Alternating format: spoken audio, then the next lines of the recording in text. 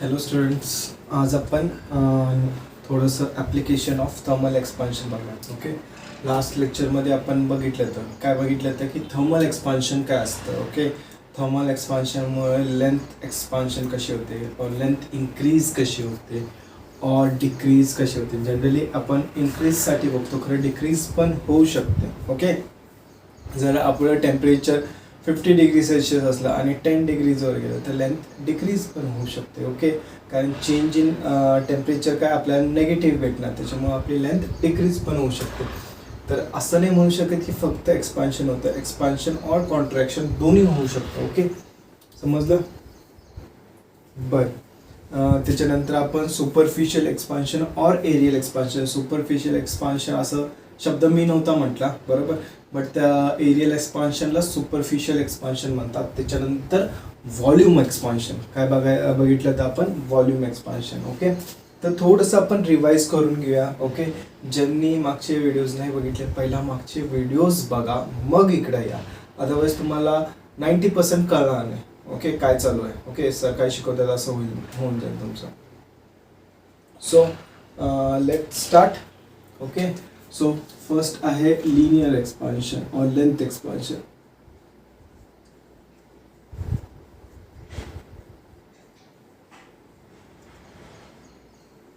बरं, length expansion आपण कसं करतो, फॉर्म्युला काय, L is equal to L not 1 plus alpha del T. Okay, where L not is काय असतं, L not original length. Okay, आणि एल काय असतं, length after increasing the temperature. Alpha काय असतं आपलं कोएफिशियंट ऑफ लिनियर एक्सपान्शन. तर अल्फाला आपण कसं डिफाईन करतो, alpha is change in length per unit original length for per degree rise in temperature. Okay, हे असतं अल्फा. तसंच आपलं काय असतं second, area expansion.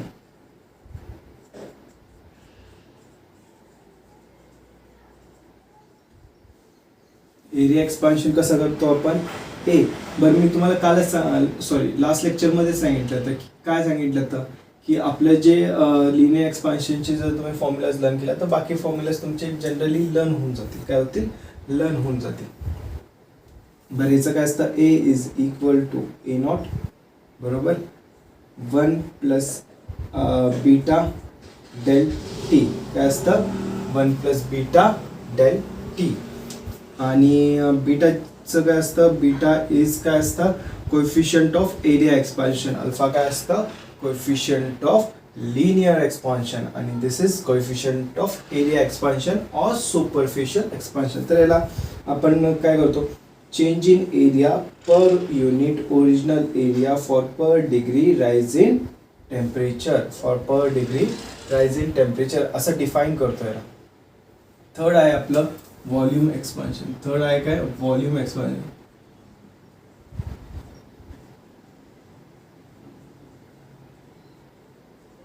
Okay, third आहे आपलं व्हॉल्यूम एक्सपान्शन. बरं, व्हॉल्यूम एक्सपान्शनचं फॉर्म्युला परत सेमच काय, V is equal to V not 1 plus gamma del T. Okay, V is equal to V naught 1 plus gamma del T, where gamma is coefficient of volume expansion. त्याला कसं लिहितो, change in volume divided by original volume into change in temperature. तर हे 3 formulas होते, म्हणजे 3 टाईपचे एक्सपान्शन्स होते, बरोबर. याच्यानंतर एक आपण रिलेशन काढलं तर काय होतं, अल्फा इज 2 टाइम्स ऑफ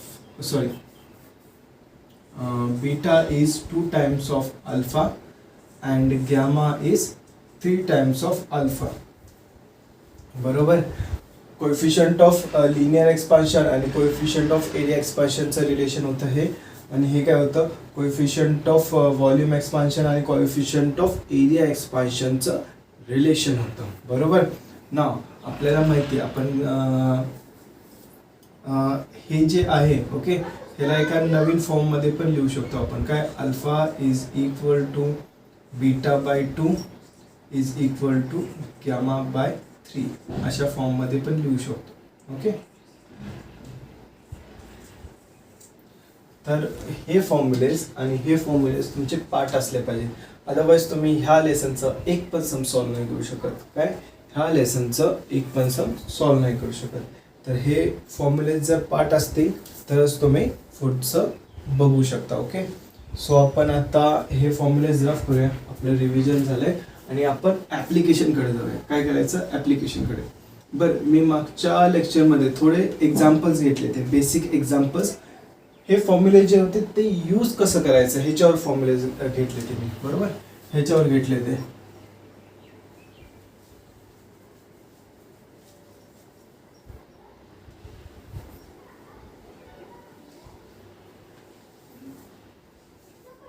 हे फॉर्म्युले यूज कसे करायचे ह्याच्यावर घेतले ते.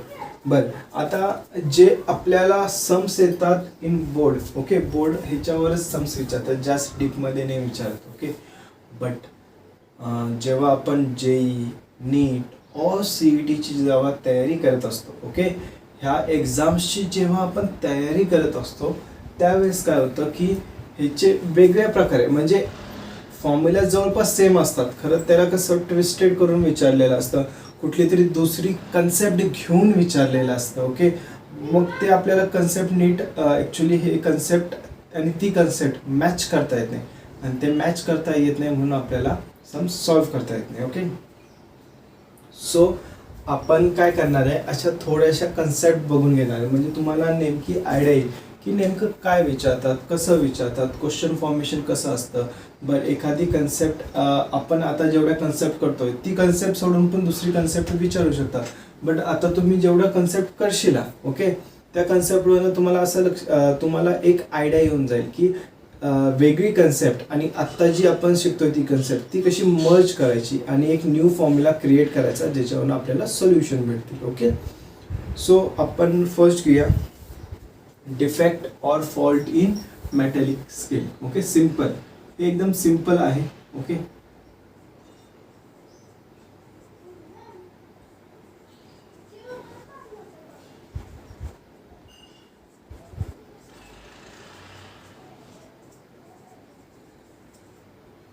डिफेक्ट और फॉल्ट इन मेटॅलिक स्केल.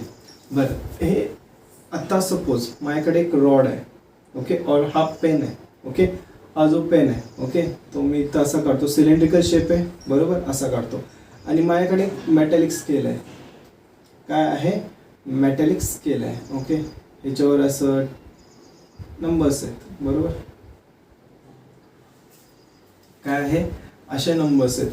आणि स्टार्टिंगला हे काय आहे, 10, 20, 30, 40, 50, 60, 70, 80, 90, 100 अशी माझी 100 सेंटीमीटरची एक स्केल आहे. काय आहे, 100 सेंटीमीटरची एक स्केल आहे.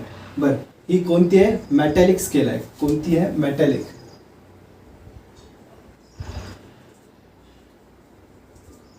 ओके, बरं, मेटॅलिक स्केल म्हणजे मेटलनं बनलेली. बरं, मेटलनं बनलेली, ह्याचं कोएफिशियंट ऑफ लिनियर एक्सपान्शन, काय, coefficient of linear expansion alpha आहे. काय आहे, coefficient of linear expansion alpha आहे. ओके, हा जो माझा पेन आहे तो किती आहे, 40 सेंटीमीटर्सचा. किती आहे, 40 सेंटीमीटर्सला. स्टार्टिंगला जेव्हा टेम्परेचर काहीतरी कमी होतं, काय होतं, टेम्परेचर काहीतरी कमी होतं, त्याला आपण इनिशियल टेम्परेचर T0 म्हणूया. काय, इनिशियल टेम्परेचर T0 म्हणूया. चालतंय ना, काही प्रॉब्लेम. बरं, आता मी काय केलं, माझं सकाळी मी मोजलं, सकाळी 5 वाजता मोजलं. आता उन्हाळ्याचे दिवस आहेत, बरोबर, दुपारचं टेम्परेचर किती होतं आहे, सकाळचं टेम्परेचर एक अराउंड 10 डिग्री सेल्सिअस असतं, बरोबर, मस्त थंड थंड वाटतं आपल्याला.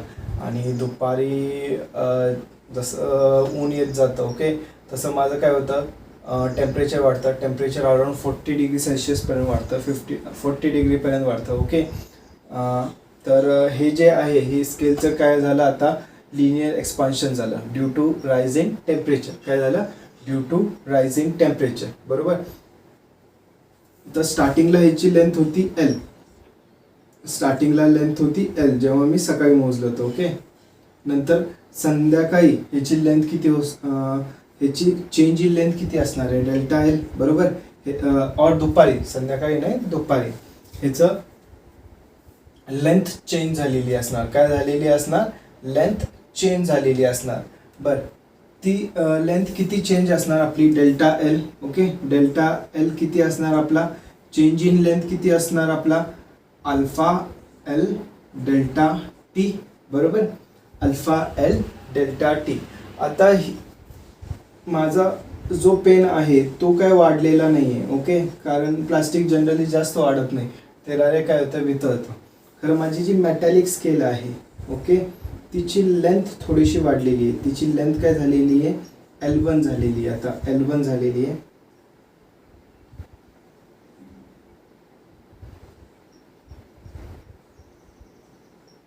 आता इथे बघा 10, 20, 30, 40, 50, 60, 70, 80, 90, 100. ओके, जर तुम्ही नीट बघितला, पहिला माझी लेंथ किती होती, 40 सेंटीमीटर होती. आता काय झाली, थोडीशी कमी झालेली. काय झाली, थोडीशी कमी. ॲक्च्युली 35 सेंटीमीटर आता तुम्हाला दिसत असेल. ऑन ग्राउंड ते किती असणार, 39.995 समथिंग असणार. ओके, खूप छोटंसं चेंज होतं. ॲक्च्युली काय होतं, खूप छोटंसं चेंज होतं. बट आता आपल्याला दाखवताना तुम्हाला काहीतरी मोठं दाखवायचं म्हणून मी दाखवतोय. ओके, काय मोठं दाखवायचं म्हणून.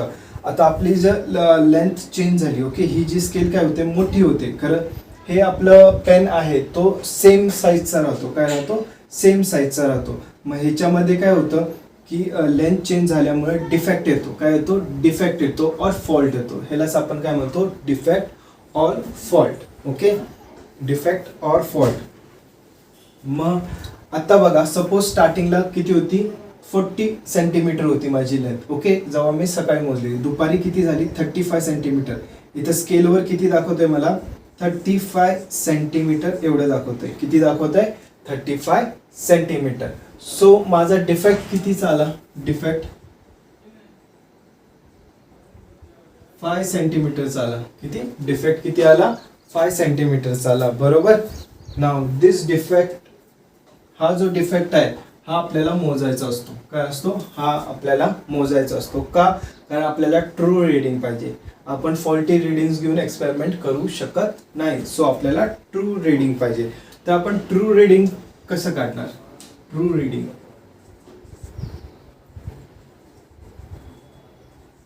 True reading is equal to, true reading कशी असणार, मेजर लेंथ प्लस काय असणार, मेजर लेंथ प्लस डिफेक्ट. आता मेजर लेंथ किती आहे, 35 सेंटीमीटर. बरोबर, तर मेजर लेंथ किती आहे.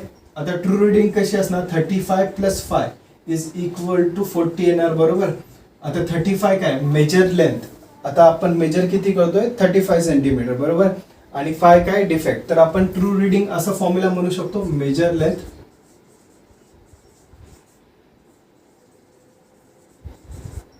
Plus plus defect.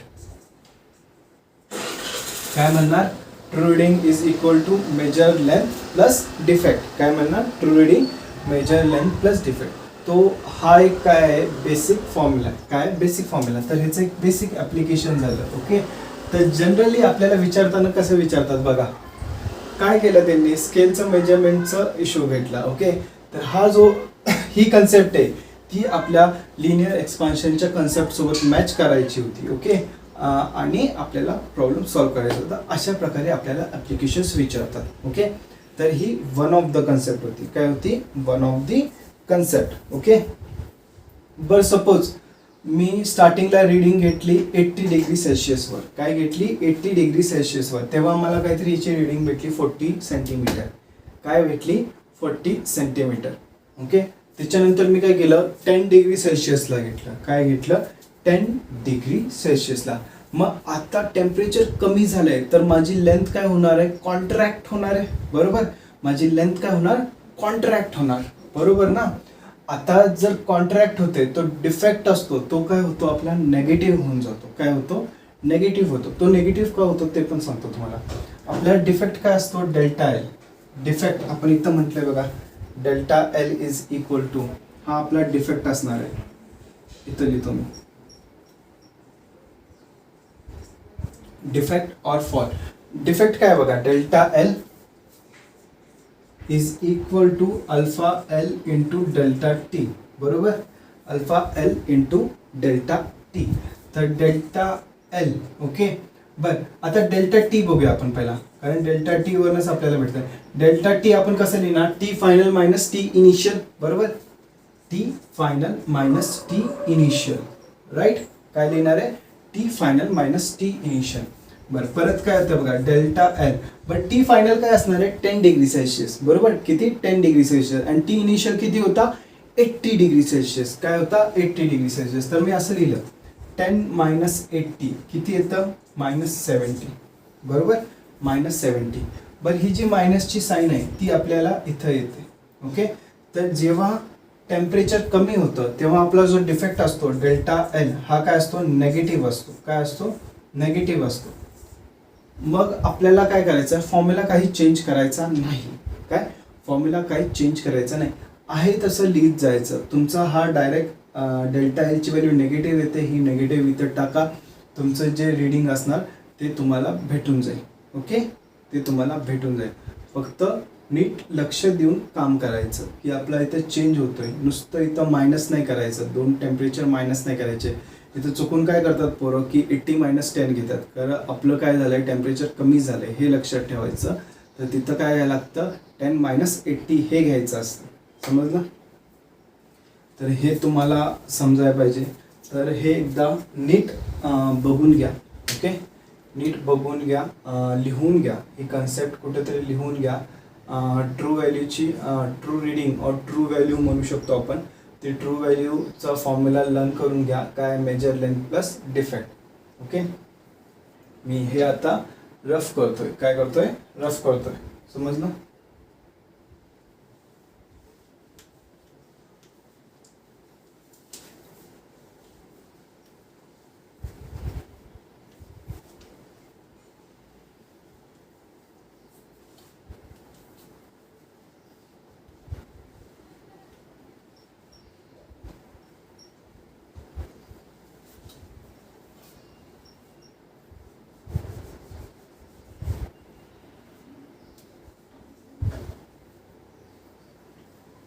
बर, आता आपण काय बघणार आहे, अजून एक ॲप्लिकेशन बघणार आहे.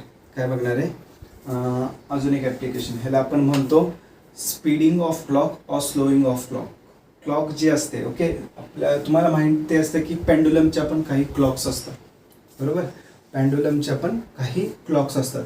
आता ह्या क्लॉक काय होतात, स्पीड होत आहे की कमी होत आहे हे आपल्याला बघायचं आहे. ओके, ही क्लॉक काय स्पीड होत आहे की कमी होत आहे हे आपल्याला थोडंसं बघायचं आहे. तर सपोज आपण इथं लिहू क्लॉक, क्लॉक प्रॉब्लेम. ओके, क्लॉकमध्ये काय प्रॉब्लेम येतो तो आपल्याला बघायचा आहे. ओके, सो सपोज एक पेंडुलम आहे आपल्याकडे. ओके, काय आहे, पेंडुलम आहे. त्याची लेंथ एल आहे आणि ही जी स्ट्रिंग आहे, काय, ही जी स्ट्रिंग आहे ही कशी आहे, मेटॅलिक स्ट्रिंग आहे. कशी आहे, मेटॅलिक.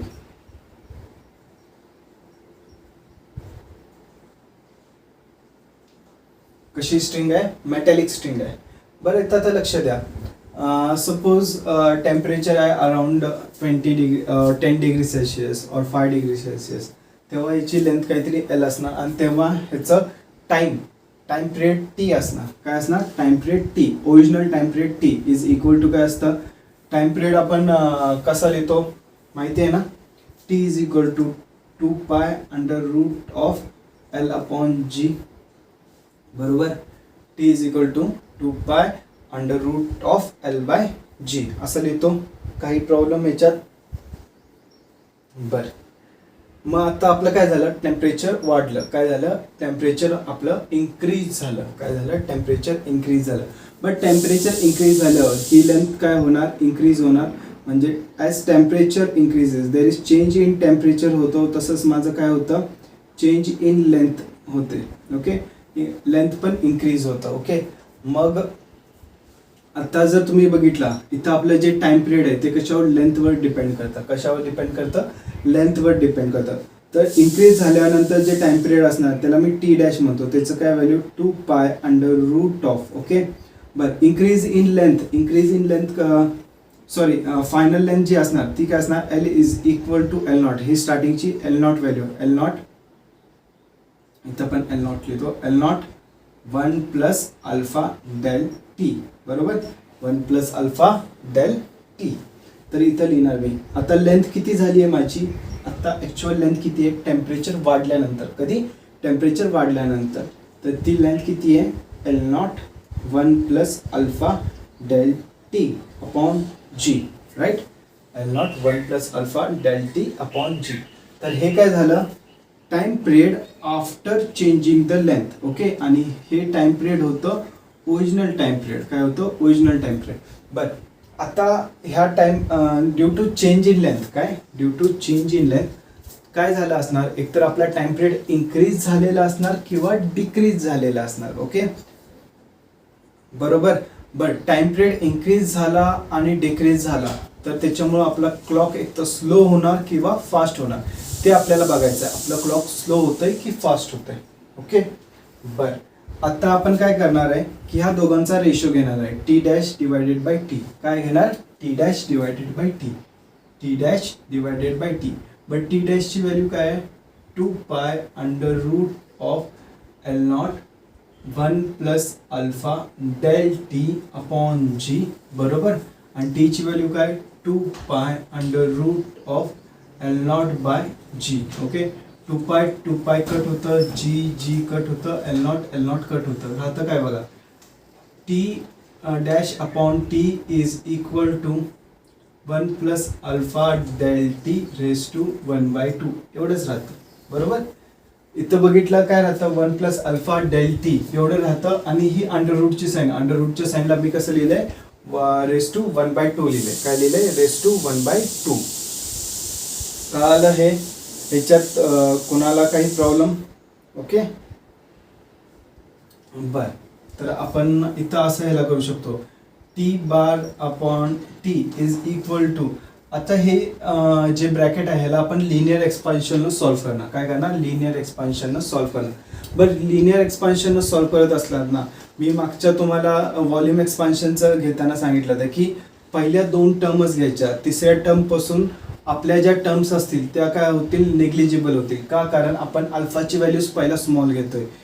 काय असते 10⁻⁵ घरात असते.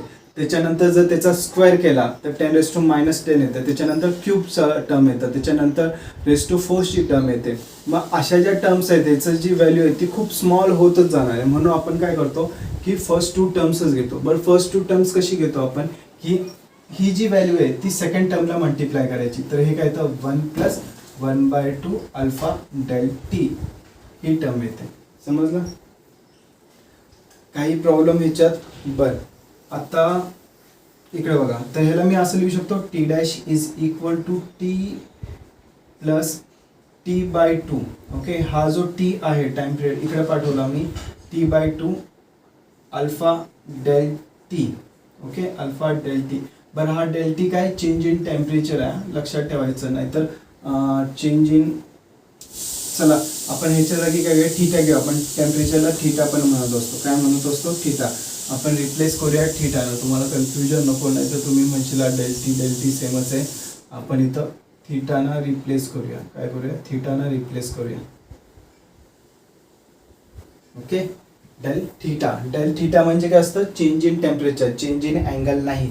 आत्ता सांगतो, नाही तर परत म्हणशील असं डेल थीटा म्हणजे change in angle. Change in angle नाही, काय आहे चेंज इन टेम्परेचर. ओके, कारण टी सेम व्हेरिएबल होतात, म्हणजे सेम नावं होतात, तर कन्फ्युजन नको व्हायला.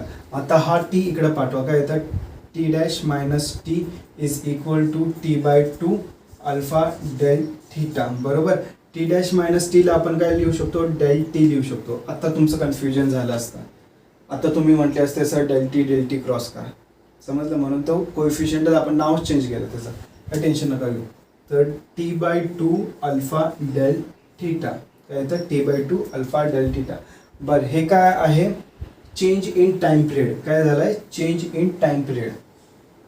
ओके, काय झालंय change in time period. Actually आपला टाइम पिरियड जो आहे तो T/2 अल्फा डेल थीटा एवढ्या टाइमनं वाढलाय. काय change in time period T/2 alpha del theta एवढ्या टाइमनं वाढलाय और कमी झालाय. आता डेल थीटा टेम्परेचर इन्क्रीज झालंय तर टाइम पिरियड काय वाढणार, आपला वाढणार आहे. काय होणार आहे, वाढणार आहे.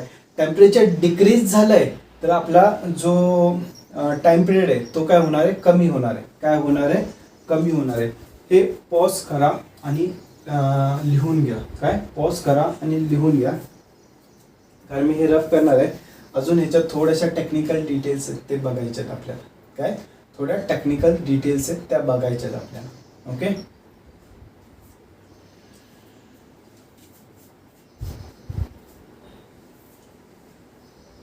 बर मी हे रफ करतोय. ओके, हे जे डेरिव्हेशन आहे हे रफ करतोय.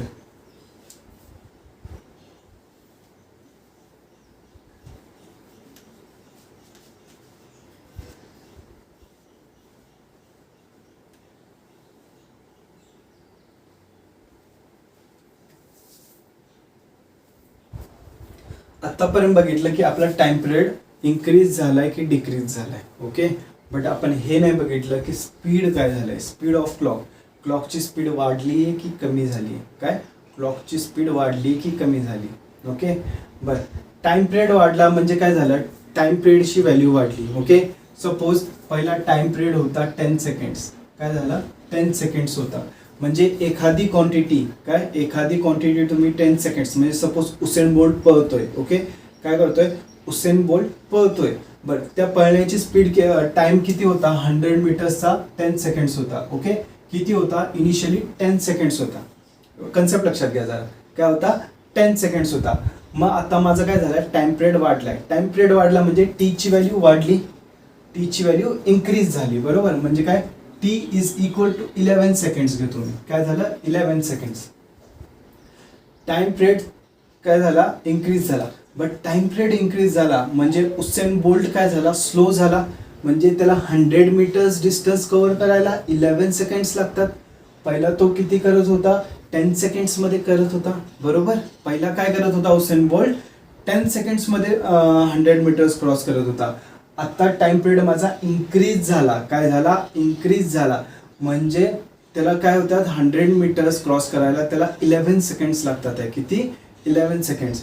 मग मी असं म्हणू शकतो उसेन बोल्ट स्लो झालेला आहे. काय, उसेन बोल्ट स्लो झाला आहे. समजलं ना, उसेन बोल्ट काय झाला, स्लो झाला. सिमिलरली ते क्लॉकला एक चक्कर मारायला 60 सेकंड्स लागत असतील. ओके, मग 60 सेकंड्स काय झाला, क्लॉकचा टाइम पिरियड झाला. क्लॉकचा काय झाला, टाइम पिरियड झाला. 60 सेकंड्स काय झाला, टाइम पिरियड झाला. आता मी म्हणतो क्लॉकचा टाइम पिरियड वाढलाय. काय, क्लॉकचा टाइम पिरियड वाढलाय बाय डेल्टा टी या अमाऊंटनं वाढलेला आहे. म्हणजे काय, त्याचा सेकंड जो टी डॅश असणार आहे, टी डॅश असणार आहे तो किती असणार आहे, 61. म्हणजे आपलं क्लॉक काय झालंय, स्लो झालेला आहे. काय झालेलं आहे, स्लो झालेलं आहे. तर एवढं लक्षात ठेवायचं. काय, एवढं लक्षात ठेवायचं की आपला जो टाइम पिरियड असतो तो वाढतो. Okay, if time period increases, इथे लिहितो इफ टाइम पिरियड, लिहितो पूर्णच, if time period increases, okay, the clock slow down. Okay, if time period increases the clock slow down. Okay, हे फर्स्ट पॉइंट लिहायचा. आणि हा सेकंड पॉइंट काय लिहिणार, if time period decreases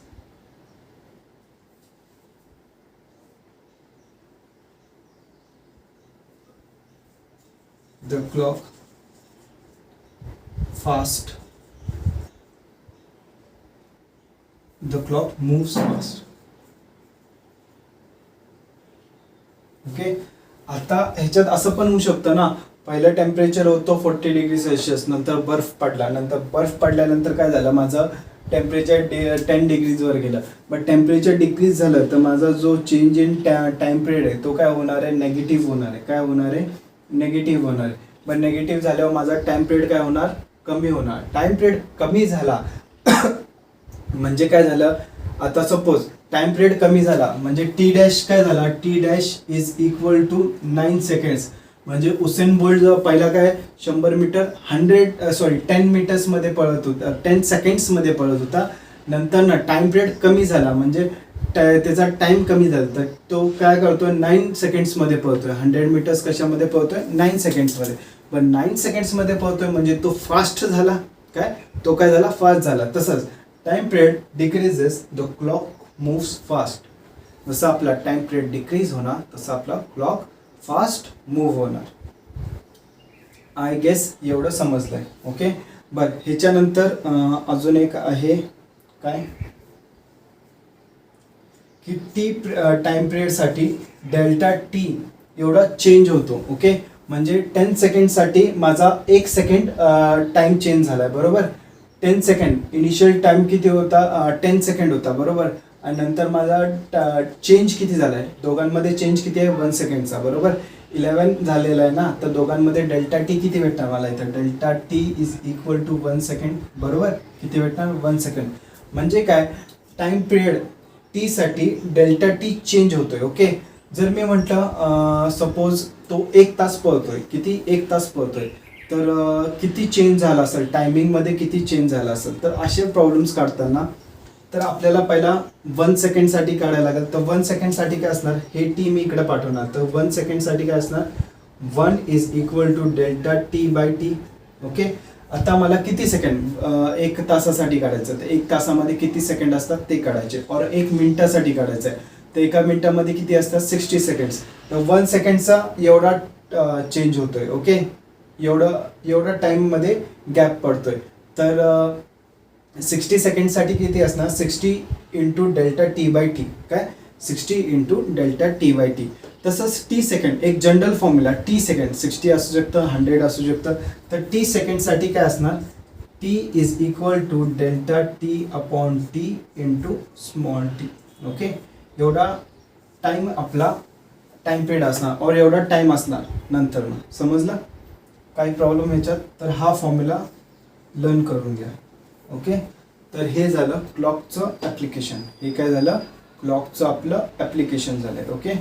so screen pause करून हे लिहून घ्या. हे इम्पॉर्टंट आहे आणि हा फॉर्म्युला इम्पॉर्टंट आहे. T is equal to delta T upon T into small T.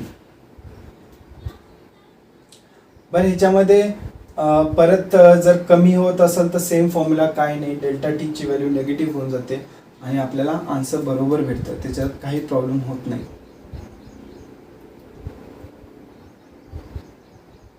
So मी हे रफ करतोय. ओके.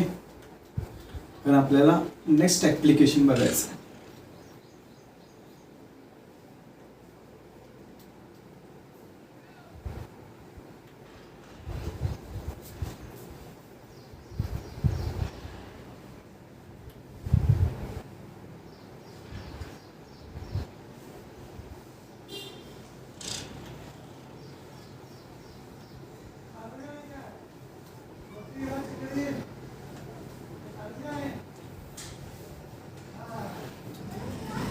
नेक्स्ट आपल्याला ॲप्लिकेशन बघायचं आहे एनॉमिलस बिहेवियर ऑफ वॉटर.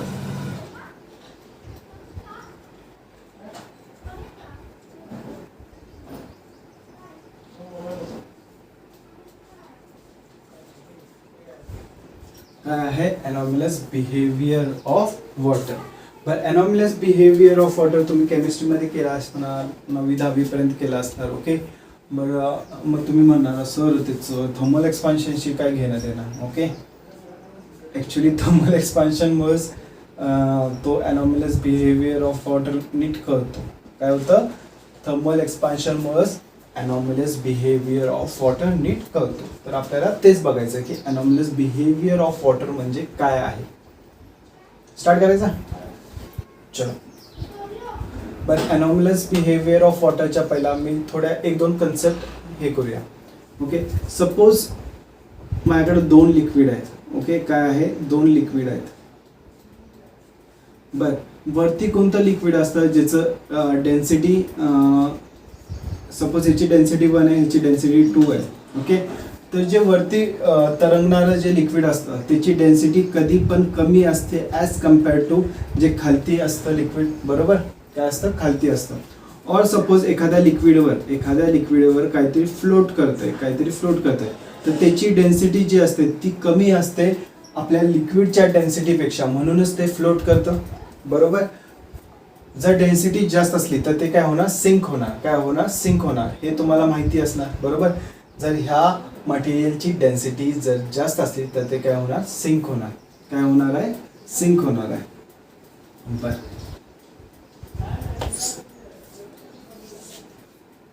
बर. अनॉमलस बिहेवियर ऑफ वॉटर, तुम्हाला हे माहिती आहे. ओके. ह्याच्यामध्ये काय होतं, काय माहिती आहे तुम्हाला, काय होतं अनॉमलस बिहेवियर ऑफ वॉटरमध्ये. जर मी डेन्सिटी वर्सेस टेम्परेचरचा जर प्लॉट केला ग्राफ, तर काय होतं, at 4 degree Celsius. Okay. Density of water is maximum. बरोबर. डेन्सिटी ऑफ वॉटर, हे 1/ρ असणार. काय, density of water is maximum. बरोबर. काय असतं, density of water is maximum. बरोबर ना. काही प्रॉब्लेम याच्यात नाही, सॉरी, तो व्हॉल्यूम आहे.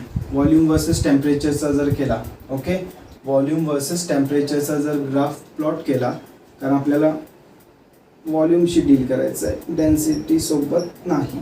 ओके. तर volume of water would be maximum.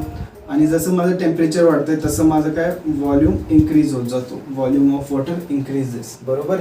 आणि जसं माझं 4 डिग्रीच्या खालती येतं, ओके, टेम्परेचर, तसं माझं काय होतं, व्हॉल्यूम डिक्रीज होतं. काय होतं, व्हॉल्यूम डिक्रीज होतं. तर ह्या फिनॉमिनाला आपण काय म्हणतो की अनॉमलस बिहेवियर म्हणतो. अनॉमलस म्हणजे वेगळं, जगापेक्षा वेगळं, त्याला आपण काय म्हणतो, अनॉमलस बिहेवियर. जगापेक्षा वेगळं का, आपला फॉर्म्युला काय, आपलं जनरल हे काय की जसं माझं टेम्परेचर कमी होणार तशी माझं व्हॉल्यूम कमी होणार, जसं माझं टेम्परेचर वाढणार तसं माझं व्हॉल्यूम वाढणार. हे जनरल बिहेवियर आहे. आता अनॉमलस म्हणजे काय, जगा वेगळं. जसं माझं इथं 4 डिग्रीपेक्षा कमी होत गेलं तसं माझं परत व्हॉल्यूम वाढायला लागलं. तर हे काय झालं, अनॉमलस बिहेवियर. हे काय झालं, अनॉमलस बिहेवियर. ओके. तर हे पण आपल्या थर्मल एक्सपान्शनमुळे होतं. बरं, ह्याच्यावर काही फॉर्म्युला नाही आहे आपल्याला, काय थेरॉटिकल विचारतात. काय विचारतात, थेरॉटिकल विचारतात. जसं आपण एखादी लेक आहे, ओके, असं लेक आहे, ओके, ह्या लेकवर काय होतं, आपला बर्फ साठतो. बरोबर. लेअर ऑफ आईस साठते. ओके. खरं आतलं जे वॉटर आहे ते आहे तसंच असतं. बरोबर. आतलं जे वॉटर आहे तसंच असतं. इथं आपले मासे तरंगत असतात, आपले फिरत असतात. माझी ड्रॉइंग खूप खराब आहे, सो त्याच्याकडे नका बघू, कन्सेप्ट कर बघा. ओके. तर असं का होतं बरं, आत का आईस जमत नाही, ओके, बाहेरच का जमते. ओके. त्याला 2-3 रिझन आहे. One of the reason is thermal expansion. काय होतं, थर्मल एक्सपान्शनचं असतं. तर आपण ही कन्सेप्ट समजून घ्या. काय होतं, सपोज हे स्टार्टिंगला काय आहे, सगळं वॉटर आहे. सपोज स्टार्टिंगला काय आहे, वॉटर आहे. ओके. आता काय होतं की थंड मीन्स टेम्परेचर, ॲटमॉस्फिअरचं टेम्परेचर काय होतं, कमी व्हायला स्टार्ट होतं. काय होतं, कमी व्हायला स्टार्ट होतं. तर हे जे वरचं वॉटर आहे हे काय होतं, फर्स्ट कॉन्टॅक्टमध्ये येतं. खालचं वॉटर कॉन्टॅक्टमध्ये येत नाही. तर ह्याचं टेम्परेचर हाय असतं as compare to this water. आता ह्याचं जर टेम्परेचर वाढतंय, ओके, इथल्या मॉलिक्यूलचं जर टेम्परेचर कमी होतंय, सॉरी, काय होतंय, टेम्परेचर कमी होतंय. तर हा जो मॉलिक्यूल आहे तो काय होणार, डेन्स होणार. काय होणार, डेन्स होणार. त्याची डेन्सिटी वाढते. बरोबर. आता त्याची डेन्सिटी वाढणार तर इथला जो मॉलिक्यूल आहे ह्याची डेन्सिटी कमी आहे. मग ह्याची डेन्सिटी वाढणार तर हा मॉलिक्यूल काय होणार, खालती जाणार. काय होणार, खालती जाणार. आणि इथला जो मॉलिक्यूल आहे तो वरती जाणार. समजलं. बरं, असं कधीपर्यंत चालणार, 4 डिग्री सेल्सिअसपर्यंत. कधीपर्यंत, 4 डिग्री सेल्सिअसपर्यंत. तोपर्यंत काय होणार, सगळ्या जे आपली लेक आहे त्याचं टेम्परेचर 4 डिग्री सेल्सिअसपर्यंत उतरणार. किती, 4 डिग्री सेल्सिअसपर्यंत उतरणार.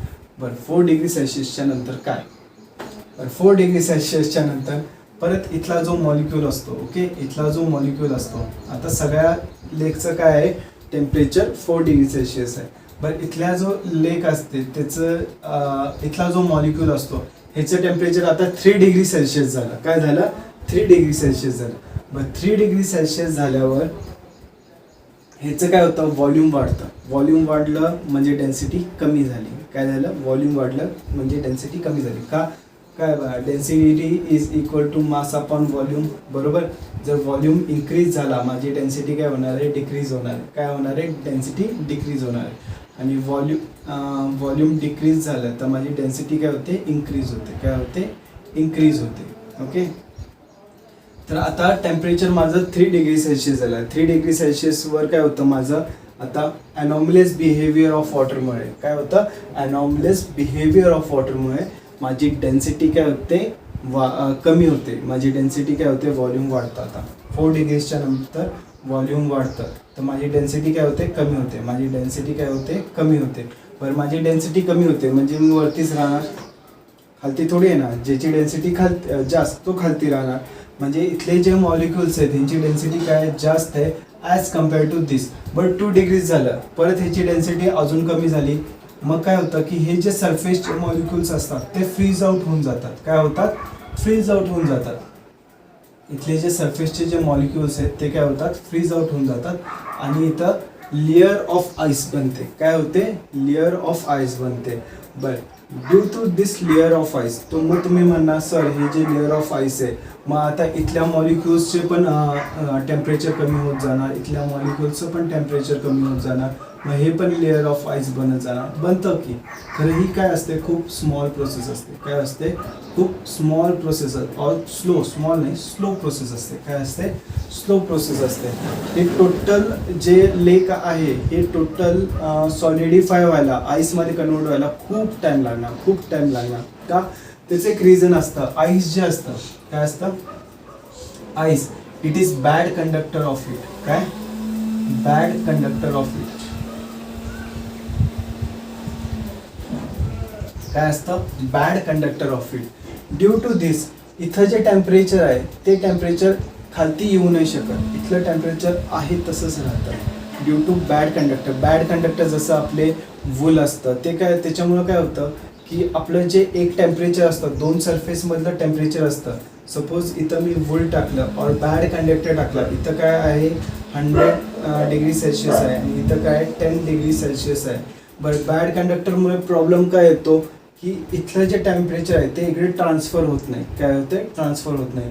आणि ड्यू टू दिस की खालचं जे आपलं वॉटर आहे ते काय असतं, लिक्विड फेजमध्येच असतं, सॉलिड फेजमध्ये ट्रान्सफॉर्म होत नाही. काय होतं, सॉलिड फेजमध्ये ट्रान्सफॉर्म होत नाही. हे काय आहे, वन ऑफ दी एक्झाम्पल. काय आहे आपलं, वन ऑफ दी एक्झाम्पल. हे नुसतं लक्षात ठेवा. ओके, ह्याचा फॉर्म्युला नाही. खरं बऱ्याच वेळेस विचारतात की ॲनॉमलस बिहेवियर का आहे, आईस का फॉर्म होतं, आईसवरतीच का राहतं, आईसवरती का राहतं. Density of ice is less than density of water and this is due to anomalous behaviour of water. एवढं लक्षात ठेवायचं. ओके, काही प्रॉब्लेम ह्याच्यात समजलंय सगळ्यांना. ओके, नाव आपण बघणार आहे बायमेटॅलिक स्ट्रिप्स. ओके, काय बघणार आहे, पहिला हे बघूया. बायमेटॅलिक स्ट्रिपचं डेरिव्हेशन खूप मोठं आहे, आपण डेरिव्हेशन नाही करणार. आपण डेन्सिटीचं बघूया.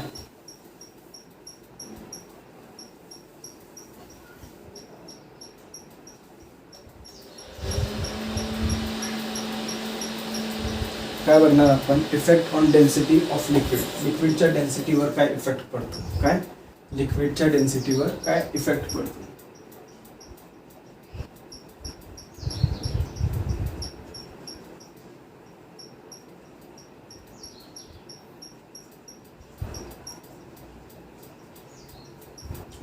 ड्यू टू थर्मल एक्सपान्शन लिक्विडच्या डेन्सिटीवर काय इफेक्ट पडतो हे आपल्याला बघायचं आहे.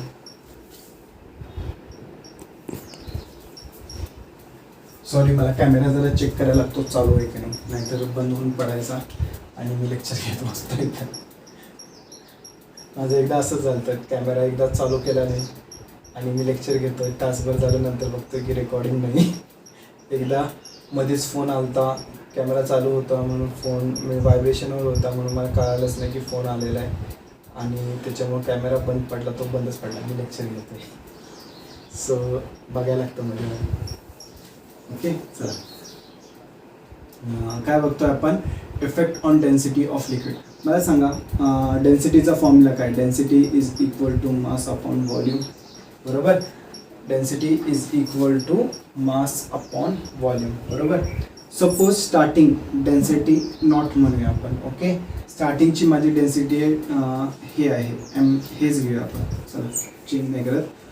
Row not is equal to M upon V not. काय व्ही नॉट. आता मी काय करतोय टेम्परेचर, आणि तेव्हा टेम्परेचर होतं माझं टी नॉट. काय होतं टेम्परेचर टी नॉट. बरं आता मी काय करतो टेम्परेचर इन्क्रीज करतोय. काय होतोय इन्क्रीज टेम्परेचर.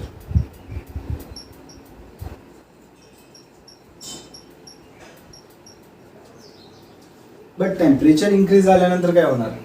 टेम्परेचर माझं आता इन्क्रीज होत आहे. बट टेम्परेचर इन्क्रीज झाल्यानंतर काय होणार, माझं जे व्हॉल्यूम आहे ते इन्क्रीज होणार. तर ते किती इन्क्रीज होणार. V is equal to V not 1 plus gamma del T. बरोबर. 1 प्लस गॅमा डेल टी एवढं माझं टेम्परेचर इन्क्रीज होणार. काय होणार माझं व्हॉल्यूम इन्क्रीज होणार. काय होणार माझं व्हॉल्यूम इन्क्रीज होणार. बरं व्हॉल्यूम इन्क्रीज झालं म्हणजे माझी डेन्सिटी चेंज होणार. आता डेन्सिटी ती आपण त्याला रो डॅश म्हणूया. तर काय असणार माझं मासवर काय डिफेक्ट पडणार नाही पडणार. कारण मासचं आपल्याला कुठंच लिहिलेलं नाही की टेम्परेचर इन्क्रीज झालं तर मास डिक्रीज होईल इन्क्रीज होईल. काहीच नाही आहे. आपलं व्हॉल्यूमचं घेणं देणं. तर व्ही इज इक्वल टू काय येणार V not 1 plus gamma del T. बरोबर.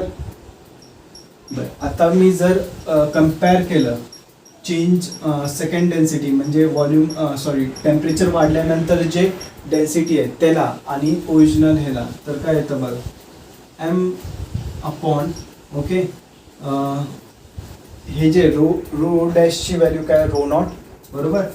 V not 1 plus gamma del T. बरोबर. Upon M upon V naught. बरोबर.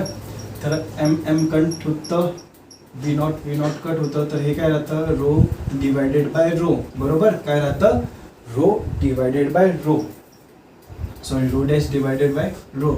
तर इथं काय येतं बघा हे 1 upon 1 plus gamma del T आहे divided by 1 divided by 1 divided by 1 होतं. तर ह्याचं काय राहत नाही, फक्त एवढं राहतं. तर ह्याला मी असं लिहू शकतो 1 upon 1 plus gamma del T. बरोबर. तर ह्याला मी असंही लिहू शकतो rho dash divided by rho. ह्याला मी वरती घेऊन जातो. तर हे काय येतं 1 plus gamma del T raise to -1. बरोबर. Del T raise to -1. तो rho dash is equal to काय येतं rho dash by rho is equal to काय येतं. परत आपण ह्याचं काय करायचं आहे बायनॉमियल एक्सपान्शन करायचं आहे. बायनॉमियल एक्सपान्शन करायचं. बरं मी तुम्हाला सांगितलं होतं की पहिल्या 2 टर्म्सच इम्पॉर्टंट असतात, बाकीच्या टर्म्स सिग्निफिकंट राहत नाही कारण खूप छोट्या असतात. आणि कहताना काय करायचं ही जी टर्म असते ती काय करायची इथं लिहायची. तर हे काय येणार बघा 1 प्लस -1 गॅमा डेल टी. मागच्या वेळेस आपलं काय आलं 1/2 आलं. बरोबर. 1/2 आता मायनस. तर हे प्लस मायनस काय होणार मायनस होणार. काय होणार मायनस होणार. तर इथं जी साईन येते ती काय येते मायनस येते. काय येते मायनस येते. आता हा जो रो आहे तो तिकडे पाठवला. तो rho dash is equal to rho minus rho gamma del T. और असंच लिहा 1 minus gamma del T. 1 minus gamma del T. आपण याला रो नॉट म्हणून घेतलेलं आहे. रो नॉटच लिहा इनिशियल समजेल आपल्याला. ओके. तर हा आहे चेंज इन डेन्सिटीचा फॉर्म्युला. काय आहे change in density after increase in temperature. हा कधी आहे increase in temperature. Minus sign आली आहे म्हणून डिक्रीज इन टेम्परेचर नाही घ्यायचं. जसं आपलं टेम्परेचर वाढणार तसं आपली डेन्सिटी कमी होणार. एवढं लक्षात ठेवायचं. तशी आपली काय होणार डेन्सिटी कमी होणार. ओके. काही प्रॉब्लेम याच्यात आय गेस हे समजलं असणार सगळ्यांना. ओके. बरं ह्याच्यानंतर अजून एक कन्सेप्ट आहे ती बघून घ्या. बरं ह्या सगळ्या कन्सेप्ट करून घ्यायच्या. आपण परत गॅदर होणार त्यावेळेस आपण थोडेसे सम्स ह्याच्यावर सॉल्व्ह करू. ओके. सगळे सम्स तर आपल्याला इथं सॉल्व्ह करायला भेटणार नाही. तर ह्या कन्सेप्ट नीट करून घ्यायचे आहेत. ओके.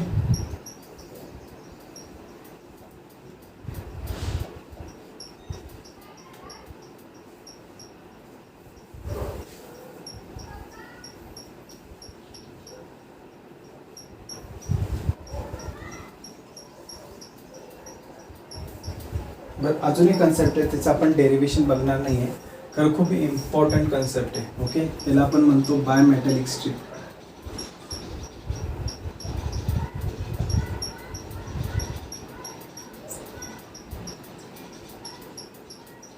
काय असतं बायमेटॅलिक स्ट्रिप्स. बायमेटॅलिक स्ट्रिप्स म्हणजे काय असतात, दोन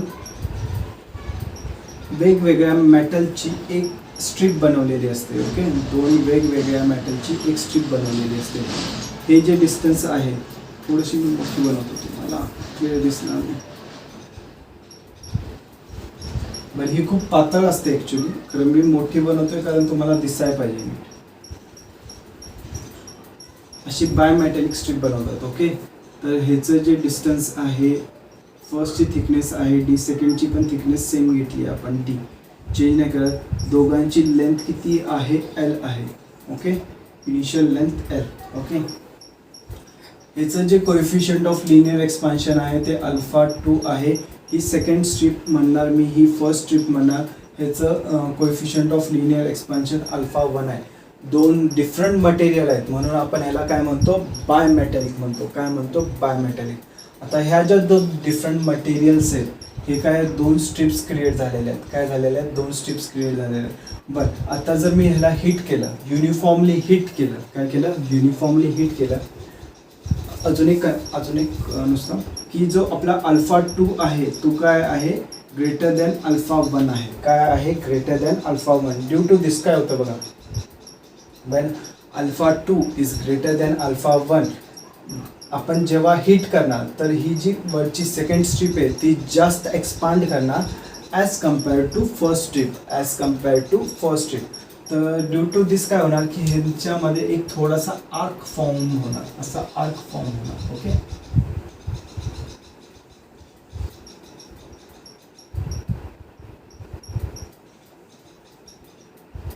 ओके, असा एक आर्क फॉर्म होणार. आता जर तुम्ही बघितला की ही जे सेकंड स्ट्रिप आहे ह्याची लेंथ जर तुम्ही मोजला तर ही जास्त आहे as compare to first strip. Okay, आणि ह्या अशा जॉईंट आहेत की ह्या सेपरेट होऊ शकत नाही. काय, सेपरेट होऊ शकत नाही, म्हणून ते काय करतात, बेंड होऊन जातात. काय होतात, बेंड होऊन जातात.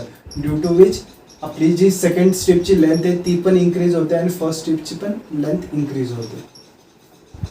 ओके, बरं, आता ह्याच्यामुळे काय होतं बघा, हे जे इथं फॉर्म काय होतं, एक असं आर्क फॉर्म होतो. काय होतं, एक सर्क्युलर आर्क फॉर्म होतो, creating an angle theta. Okay, ह्याचं रेडियस किती असतं, ह्याचं जर मीन रेडियस घ्यायचं आहे आपल्याला. ओके, फ्रॉम दिस पॉईंट, काय, फ्रॉम दिस पॉईंट मधल्या सेंटर पॉईंटमधून रेडियस घ्यायचं. त्याचं रेडियस काय असणार आहे, आर असणार आहे. काय असणार आहे, आर असणार आहे. समजलं. तर ह्याचं जो रेडियसचा फॉर्म्युला आहे, ओके, ह्याच्या रेडियसचा जो फॉर्म्युला आहे तो आपल्याला बघायचा आहे. ओके, ह्याच्या रेडियसचा फॉर्म्युला जो असणार आहे तो काय असणार आहे, R is equal to. Okay, रेडियसचा फॉर्म्युला काय असणार आहे, R is equal to D into alpha 1 upon alpha 2 minus alpha 1. Okay, हा फॉर्म्युला लर्न करून घ्या. काय, हा फॉर्म्युला लर्न करून घ्या. R is equal to D into D काय आहे, ह्यांचं विड्थ आहे, ह्यांची विड्थ आहे, दोघांची सेम घेतली आहे. D into alpha 1 divided by alpha 2 minus alpha 1 divided by alpha 2 minus alpha 1. हा फॉर्म्युला लर्न करून घ्या. जनरली आपल्याला हा जो रेडियस आहे तो विचारतात. ओके, हा जो रेडियस किती क्रिएट होणार आहे तो विचारतात. ह्याचं डेरिव्हेशन खूप मोठं आहे, जवळपास आपल्याला अर्धा पाऊण तास ह्याचं डेरिव्हेशन घ्यायलाच लागणार आहे. म्हणून मी डेरिव्हेशन घेतलेलं नाही, कारण आपल्या सिलेबसमध्ये पण नाही आहे. ओके, सो एवढं इम्पॉर्टंट पण नाही डेरिव्हेशन. फक्त एवढं लक्षात ठेवा की ह्याचं रेडियस किती बनतं हेच विचारतात आपल्याला. तर रेडियसची व्हॅल्यू काय असते, D into thickness into alpha 1. Alpha 1 म्हणजे ज्याचं कमी आहे divided by alpha 2 minus alpha 1. Okay, तर हे समजलं आहे. ओके, बरं, अजून एक कन्सेप्ट आहे आपल्याला थर्मल स्ट्रेनची. काय आहे, थर्मल स्ट्रेन. ओके, बरं, तुम्ही मेकॅनिकल प्रॉपर्टीज ऑफ मॅटरमध्ये, काय, मेकॅनिकल प्रॉपर्टीज ऑफ मॅटरमध्ये तुम्ही स्ट्रेस आणि स्ट्रेन बघितला असणार. बरोबर, काय बघितलं असणार, स्ट्रेस आणि स्ट्रेन.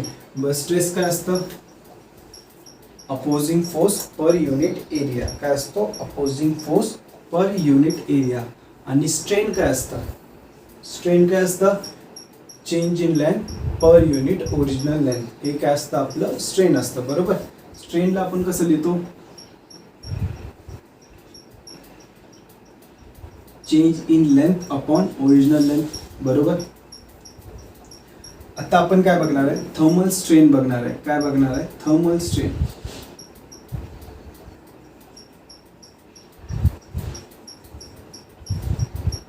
बर, हे जे होतं ते काय होतं, स्ट्रेन होतं. हे मेकॅनिकल स्ट्रेन होतं. ओके. आता आपण काय बघणार आहे, थर्मल स्ट्रेन. थर्मल स्ट्रेन म्हणजे काय असतं, आता बघा आपण टेम्परेचर इन्क्रीज करतो तेव्हा काय होतं, आपलं लेंथ इन्क्रीज होते. मग मी त्यालाच म्हणू शकतो चेंज इन लेंथ. बरोबर. त्यालाच म्हणू शकतो change in length upon original length. म्हणजे आपली जी लेंथ चेंज होते त्यालाच आपण काय म्हणत असतो, थर्मल स्ट्रेन म्हणत असतो. काय म्हणत असतो आपण, थर्मल स्ट्रेन म्हणत असतो. समजलं. तर थर्मल स्ट्रेनला आपण ॲप्सिलॉन न डिनोट करतो. तर हे काय असतं, change in length upon original length. तर चेंज इन लेंथ कसं लिहितो आपण, चेंज इन लेंथ कसं लिहितो, आठवतंय तुम्हाला, चेंज इन लेंथ कसं लिहितो आपण, एल अल्फा डेल टी. बरोबर. L alpha del T upon L. बरोबर. चेंज इन लेंथ कसं लिहितो आपण, L alpha del T upon L. तर एल एल कट होतो. तर माझा स्ट्रेन काय असतं, अल्फा डेल टी. हा माझा काय असणार आहे, स्ट्रेन असणार आहे. काय असणार आहे, स्ट्रेन असणार आहे. ओके. जर मी तुम्हाला यंग्स मॉड्युलस दिलंय, काय दिलंय, यंग्स मॉड्युलस दिलेलं आहे. Where Y is Young's modulus. Young's modulus कसं लिहितो आपण, ओके. यंग्स मॉड्युलस कसं लिहितो बघा, Young's modulus is equal to stress upon strain. काय असतं, स्ट्रेस अपॉन स्ट्रेन. बरोबर. आता स्ट्रेस, तर ह्याच्यातनं मी स्ट्रेसची व्हॅल्यू काढू शकतो. आता माझ्याकडे स्ट्रेनची व्हॅल्यू आहे. हे काय आपलं थर्मल स्ट्रेन आहे. काय आहे, स्ट्रेन आहे. बरोबर. थर्मल स्ट्रेन, नाही तर कन्फ्यूज होशील.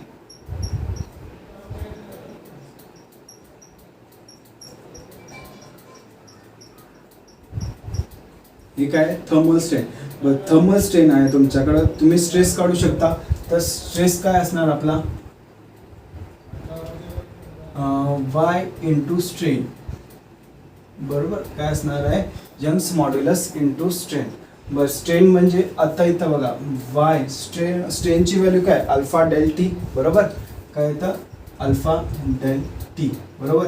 हे काय झालं, स्ट्रेस. काय झालं, स्ट्रेस. काय झालं, स्ट्रेस. बर, तुम्हाला हा फॉर्म्युला माहिती आहे आता स्ट्रेसचा. स्ट्रेस काय असतं, फोर्स अपॉन एरिया. काय असतं, फोर्स अपॉन एरिया. बर, तर मी ना असं लिहू शकतो, force is equal to stress into area. काय लिहू शकतो, स्ट्रेस इंटू एरिया. बस स्ट्रेसचा फॉर्म्युला मला माहिती आहे. ओके. तर मी फोर्स लिहू शकतो, फोर्स इज इक्वल टू, स्ट्रेसचा फॉर्म्युला काय, Young's modulus into alpha into delta T into A. बरोबर. तर ह्याला मी Y A alpha del T असं लिहू शकतो, फोर्स. तर हा काय झाला, थर्मल फोर्स झाला आहे. काय झाला, thermal force due to increase in length. Thermal force due to increase in length. But तुम्ही म्हणा सर इथं नुसतं लेंथच वाढते, इथं फोर्स कुठला काढणार तुम्ही. बरोबर. तर ॲक्च्युली फोर्स आपल्याला कन्सेप्टमध्ये कसं विचारतात की सपोज दोन वॉल्स आहेत. काय आहेत, दोन वॉल्स आहेत. ह्याच्यामध्ये मी काय केलं, एक मेटॅलिक रॉड सस्पेंड केला आहे. काय केलं आहे, मेटॅलिक रॉड सस्पेंड केलेला आहे. बरोबर. आता ह्या इथं मी काय केलं, जाळ लावला खालती. खालती काय केलं, जाळ लावला. का, मला काय सूचना झालं म्हणून मी जाळ लावला. ओके. मला काय सूचना झालं म्हणून जाळ लावला. बस जाळ लावल्यानंतर हे टेम्परेचर वाढणार. काय होणार, टेम्परेचर वाढणार. मग टेम्परेचर वाढल्यानंतर ही स्टार्टिंगला लेंथ होती एल, नंतर काय होणार, एल चेंज होणार, इन्क्रीज होणार. बरं, लेंथ इन्क्रीज झाल्यानंतर वॉलची तर डिस्टन्स इन्क्रीज नाही झालं ना, वॉलचं काय आपलं डिस्टन्स इन्क्रीज नाही झालं, बरोबर. तर लेंथ तर इन्क्रीज होते, बरं लेंथ इन्क्रीज होते म्हणजे काय होतंय की आता हे जे पॉईंट्स आहेत, हा पॉईंट आणि हा पॉईंट, हा काय करणार, force apply on wall, it will apply force on the wall. काय करणार, फोर्स ऑन दी वॉल. तो फोर्स काढायचा असेल तर आपल्याला हा फॉर्म्युला यूज करायला लागतो, बरोबर. तो जर फोर्स काढायचा असेल तर आपल्याला हा फॉर्म्युला यूज करायला लागणार, कारण लेंथ इन्क्रीज झाली. आता तो हा रॉड ह्या जागेत बसतच नाही ना, बरोबर. तो काय करणार, it will apply force on wall. Okay, तो फोर्स जो असतो तो आपल्याला ह्या फॉर्म्युल्यानं काढायचा असतो, समजलं. तर असे वेगवेगळे ॲप्लिकेशन्स आहेत. आय गेस तुम्हाला हे बेसिक ॲप्लिकेशन आहेत हे समजले असतील आणि मेजॉरिटी प्रॉब्लेम्स ह्याच ॲप्लिकेशनमधून टाकतात. ओके, तर हे जरी ॲप्लिकेशन आपण नीट केले तरी खूप झालं. ओके, त्या ॲप्लिकेशन्स आहेत ह्यांनी कसे यूज केले हे तुम्हाला लक्षात आले पाहिजे. ओके, सो हे नीट व्हिडिओ पहा, नसेल समजला तर परत पहा. ओके, जर तुम्हाला फास्टमध्ये बघायचं असेल तर फास्ट फॉरवर्ड करत जावा, इंटू 2x इंटू 1.5x, म्हणजे तुम्हाला फास्टमध्ये कळेल, समजलं. सो आज ह्या लेक्चरमध्ये इथंच थांबूया, नेक्स्ट लेक्चर बाकीचं बघूया आपण. ओके, सो चलो बाय.